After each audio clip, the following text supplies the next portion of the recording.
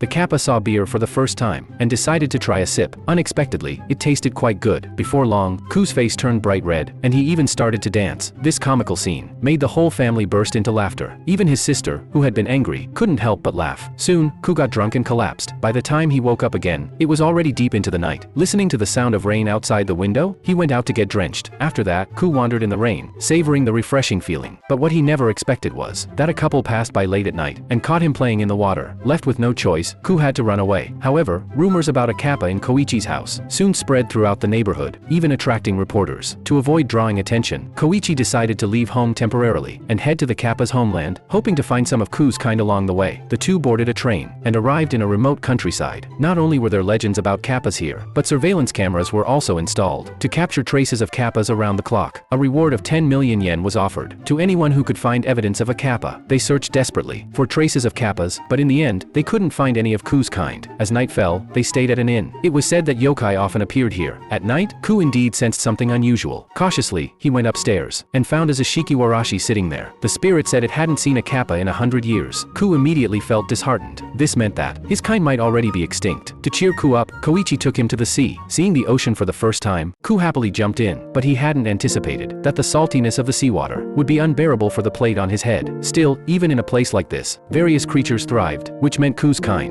must be surviving somewhere. Soon, the two drove back home, but as they reached the front door, two unfamiliar men approached. As Koichi tried to run, they blocked his way. The next moment, the men suddenly opened their bags and began frantically filming Ku. Almost instantly, the existence of the kappa was reported by TV stations, and Koichi's house was swarmed by reporters. Wherever the two went, they became the center of attention. To repay Koichi's family for their kindness, Ku suggested going to the TV station himself. At the recording site, the audience was utterly shocked. The show had specially invited a kappa expert, but when Ku saw him, it seemed to bring back unpleasant memories. The box slowly opened, and a dried-up kappa arm appeared before everyone's eyes. Little Ku hugged the arm tightly, realizing it was his father's right hand. The room fell into an uproar. After hundreds of years, who would have thought they'd reunite in this way? As the expert tried to reclaim the arm, little Ku suddenly let out a maddened scream. Originally, he had been a kind kappa, but his ancestors had been misunderstood as yokai bringing disaster to humans, and were brutally slaughtered. The more little Ku remembered, the sadder he became, and he broke into loud sobs. At that moment, a cameraman approached, trying to capture little Ku's sorrowful expression. With an angry roar, a massive shockwave blasted the cameraman away, destroying all the lighting equipment. As the staff surrounded them, the dog carried little Ku on its back and escaped from the TV station. The dog raced desperately through the streets.